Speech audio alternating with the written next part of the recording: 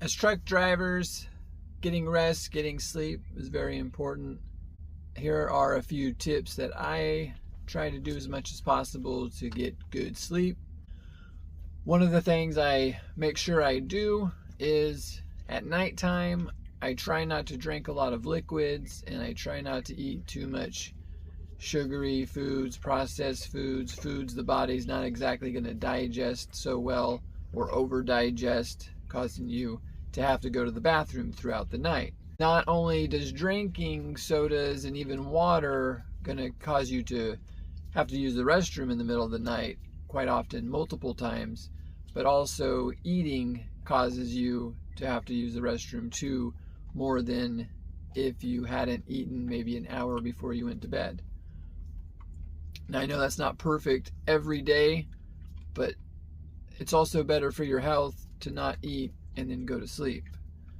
So that's one thing I try to add to my daily habits of health and rest, is to not eat and go to sleep, especially at nighttime when you need to be getting rest. Another thing I make sure I am mindful of is when I pull into somewhere to park, I'm quickly looking for the best spot to park in terms of ground and level. A lot of places we go to sleep, sometimes we're sleeping upside down because we're on a slant, an incline or a decline. They got to make a lot of the truck stops and parking lots like that just so the water can go into a certain direction. But then they forget that the truck driver has to sleep. So what will happen is, if you're sleeping on too much of a slant, maybe you have a bad back, or maybe even if you don't have a bad back, you could wake up with kinks and cramps and pretty mess yourself up pretty good throughout the night. You think you're getting a good night's rest, doing everything you should, but then you're sleeping on a decline that's got your hips pushed one way from gravity, going like forward, so your left hip's up more, your right hip's down, and say that's your bad side's your left side, and now your left side's kinked even more than it is during the daytime. Throughout all the actions you're using, your hips are unaligned, or your spine's off a little bit. Like, you can feel it.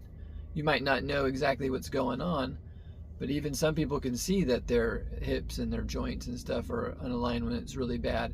So when you're sleeping on these uncomfortable positions, it will exacerbate any inflammation, any pain, any discomfort, any disalignments you might have, to where other parts of your body could even start to hurt, and you're just wondering what the heck's going on, not really realizing that you're sleeping on a frickin' hill that's got your body out of alignment. You're supposed to be sleeping on a more neutral, flat ground than on a hill. And so just be mindful of that. It's something that before I park, I'm looking for the most level ground possible. I even used to put wood underneath the tire where I knew I'd be slanted more, to perfect the truck from being more neutral, grounded. But I've gotten really good at finding spots. And if I am on a hill, I know the bad side of my back. I know that my left side can take more of the tilt. So if I'm the truck's leaning forward more, I know that I can lay on my back that night, and my hip can take that slant, where if I laid on my stomach, if my right hip went up more, it's a little more uncomfortable for it, and it's could cause me some pretty bad pain the next day. And day in and day out of not being mindful of that can cause some bigger harms down the road. So that's one thing I know about myself. I know that if I'm sleeping and the truck's tilted to where my head would be lower than my feet, even just by a quarter of an inch, I know that that's going to affect me quite a bit more than if I laid the other way, where my head's higher than my feet. So all these little things help a lot, and just by being mindful of them, kind of learning your body, testing it yourself, seeing which side of your body is more comfortable to lay on when. I've had minor scoliosis, so I have to be even more mindful of it. A lot of us have those types of misalignments of the body and aren't aware of it. So just be mindful of it, test it out, see if you sleep, because if you sleep better on a hill, on a decline, you get the best night's sleep ever when you're upside down compared to being neutral, then do that. Look for the most crooked spot on the parking lot that works for you. But bodies are usually similar, and we like to kind of lay on a nice even surface. And another tip, which I know a lot of truck companies preach but they don't really follow, is getting the same amount of sleep every day. So you kind of have to let the people know, man, you either drive during the day or you drive at night, because you can't be driving one night, late night, and the next day getting up early, the next day sleeping till 3 p.m. Like, chasing all that's just crazy.